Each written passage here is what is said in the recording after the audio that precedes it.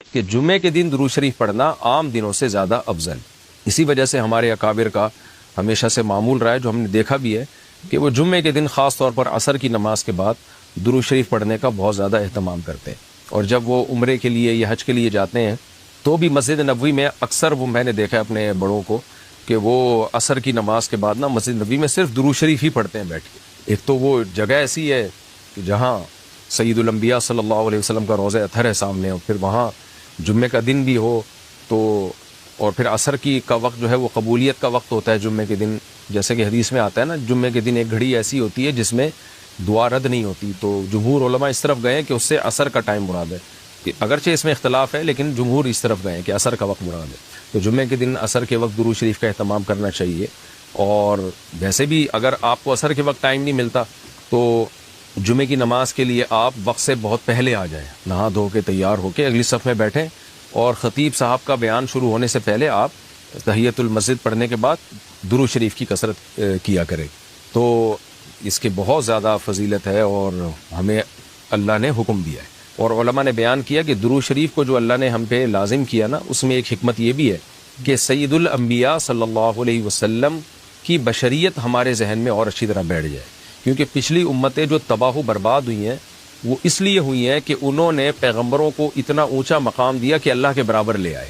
جیسے عیسائیوں نے حضرت عیسیٰ کو اللہ کا بیٹا بنا دیا معاذ اللہ. اور ہمارے یہاں بھی جو بدعتی لوگ ہیں انہوں نے سید الانبیاء کو حاضر ناظر مشکل کشا کیا بنا دیا، تو شرک کرنے لگے.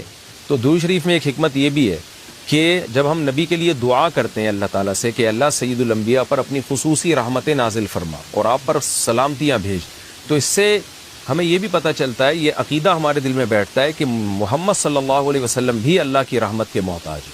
تبھی تو ہمیں حکم دیا جا رہا ہے کہ ان کے لیے دعا مانگو. ہاں یہاں ایک اشکال ہو سکتا تھا اس کا کہ بھئی اچھا اس کا مطلب نبی ہماری دعا کے محتاج ہیں. تو نہ، نبی ہماری دعا کے محتاج نہیں ہے، اللہ کی رحمت کے محتاج ہیں. ہم دعا نہیں بھی مانگیں گے تو اللہ اپنے حبیب صلی اللہ علیہ وسلم پر رحمت بھیجے گا.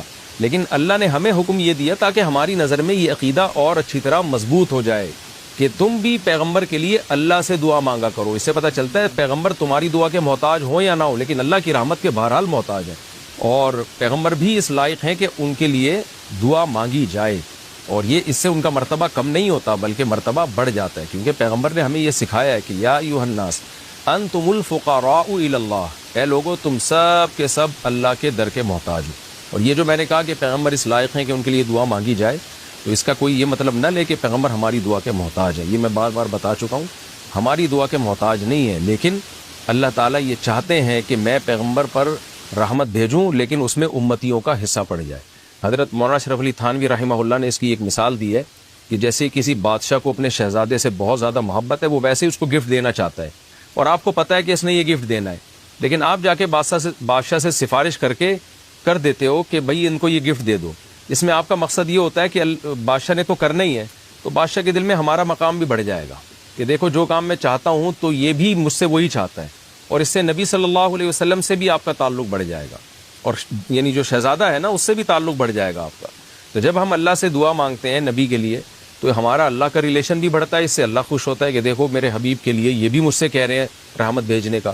اور سید الانبیاء سے بھی ہمارا تعلق بڑھ جائے گا. قیامت کے دن یہ چیز سفارش میں معاون اور مددگار ہو سکتی ہے.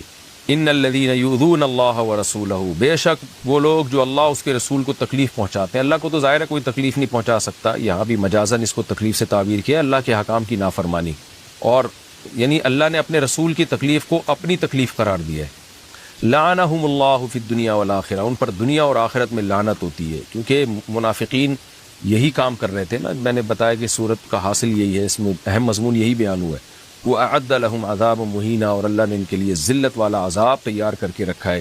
وَالَّذِينَ يُؤْذُونَ الْمُؤْمِنِينَ وَالْمُؤْمِنَاتِ، اور وہ لوگ جو مومنین اور مومنات کو تکلیف دیتے ہیں، عام مسلمانوں کو تکلیف دیتے ہیں، بغیر مکتسبوا، بغیر اس کے کہ جو انہوں نے کمایا، یعنی ایسے کاموں کو ان کی طرف منسوب کر کے تکلیف دیتے ہیں جو کام انہوں نے کیے نہیں ہیں، پروپیگنڈا کرتے ہیں، بدگمانیاں پھیلاتے ہیں. تو فقد احتملوا بہتانا، تو تحقیق ان لوگوں نے بہت بڑا بہتان اٹھا لیا. بہتان کہتے ہی بہت بڑے جھوٹ کو ہے. وہ اثما مبینہ، اور کھلا گناہ. کیونکہ تکلیف کا ایک ذریعہ یہ بھی ہے کہ کوئی بھی اچھا کام کر رہے ہو آپ اس کی نیت میں شک کرنا شروع کر دو، حالانکہ وہ بری نیت نہیں تھی اس کی، اس میں منفی پہلو تلاش کرنا شروع کر دو. مجھے کسی نے کل کہا کہ بھائی ایک صاحب ہیں جو دین کی تبلیغ کر رہے ہیں اور یوں بائکوں پہ بیٹھ کے شو مار رہے ہیں. میں نے کہا بھائی یہ ضروری نہیں کہ شو مار رہے ہو, وہ نوجوان طبقے کو اپنے قریب کرنے کے لیے ہو سکتا ہے یہ کر رہے ہو, کہ نوجوان طبقہ اسی طرح سے بائکوں کے ذریعے قریب آ جائے گا. تو دل کی حالت تو کسی نے نہیں دیکھی نا, تو ہم فوراً کسی کے عمل کو نیگیٹو کیوں لے کے چلے جاتے ہیں. تو اس میں بہت احتیاط کی ضرورت ہوتی ہے کہ آپ نے کسی کی طرف وہ عمل منسوب کر دیا جو وہ کر نہیں رہا. آپ نے کہہ دیا کہ یہ شو مار رہا ہے, حالانکہ وہ نہیں شو مار رہا. آپ نے کہہ دیا وہ دکھلاوا کر رہا ہے, حالانکہ اس کی نیت دکھلاوے کی نہیں ہے.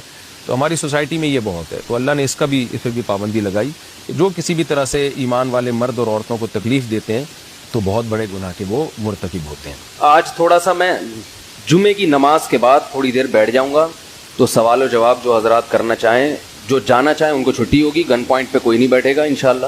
لوگ کہتے ہیں مولوی لوگ یرغمال بنا کے رکھتے ہیں, تو جس نے جانا ہے شوق جائیں گے تو زیادہ خوشی ہوگی, کیونکہ ہم جلدی فارغ ہو جائیں گے. ٹھیک ہے. لوگ یہ سمجھتے ہیں کہ مولوی لوگوں کو نا اپنے گرد حلقہ لگا کے بٹھانے میں مزہ آتا ہے. تو میری طبیعت لوگوں کو معلوم ہے کہ مجھے پبلک میں مزہ الحمدللہ نہیں آتا. مجھے پبلک سے الرجی ہوتی ہے. ابھی جب ہم پکنک پہ گئے تھے تو اس میں نے لوگوں سے کہا تھا کہ پہلے سے ان جو مجھے لے کر گئے ان کو میں نے کہا پبلک کو پتہ نہ چلے, کیونکہ میں نہیں زیادہ بندے برداشت کر سکتا. 2-4 آدمی اخپل انڈی والان ٹائپ کے لوگ ہوں تو چلے گا, زیادہ مجمع نہیں ہوتا. تو تھوڑا سا مجھے مجمع سے نہیں وہ ہوتا. تو اس لیے آپ حضرات جو ہیں کیا نام ہے, جو بیٹھنا چاہیں اچھی بات ہے بیٹھ جائیں, جو جانا چاہیں وہ دعا مانگ کے اخپل طریقے سے دعا مانگ کے جا سکتے ہیں. تو یہ تھوڑا سا ہم نماز کے بعد بیٹھ جائیں گے. باقی یہ مسجد کی انتظامیہ کو شکایت ہے, وہ یہ شکایت ہے کہ جب میں یہاں جمعے میں نہیں ہوتا, سفر پہ ہوتا ہوں, تو لوگ آتے ہیں پوچھتے ہیں مفتی صاحب ہیں تو ٹھیک ہے, نہیں ہے بائک اسٹارٹ کی پتلی گلی سے نکل لیے. تو مفتی صاحب نہیں بھی ہوتے تو جو بندہ ہوتا ہے نا یہاں ممبر پہ وہ بھی مسلمان ہی ہوتا ہے جو بیان کے لیے, ٹھیک ہے, کوشش کرتے ہیں وہ بھی عالم ہو, تو اس کو بھی سن لے میں کوئی حرج ہے. کیا خیال ہے بھائی؟ نہیں ہے تو سن لیں. ہم کوشش تو یہی کرتے ہیں کہ کوئی یہاں تمیز ہی کے لوگ آئیں, ٹھیک ہے نا, علماء ہی آئیں, تو سننے میں کوئی حرج میرا خیال ہے نہیں. تو ایسے بائک اسٹارٹ کو ہوں کر کے ایک دم بھگا دینا, وہ چڑھاتے ہوئے جا رہے ہوتے ہیں کہ ہم نہیں آ رہے, جاؤ. ٹھیک ہے, تو یہ اچھا نہیں ہے. بیٹھ جائیں, نماز پڑھ لیں اچھے بچوں کی طرح, ٹھیک ہے نا. تو اس کا خیال کیا کریں. تو باقی جو میرے بیرون ملک کچھ اسفار ہیں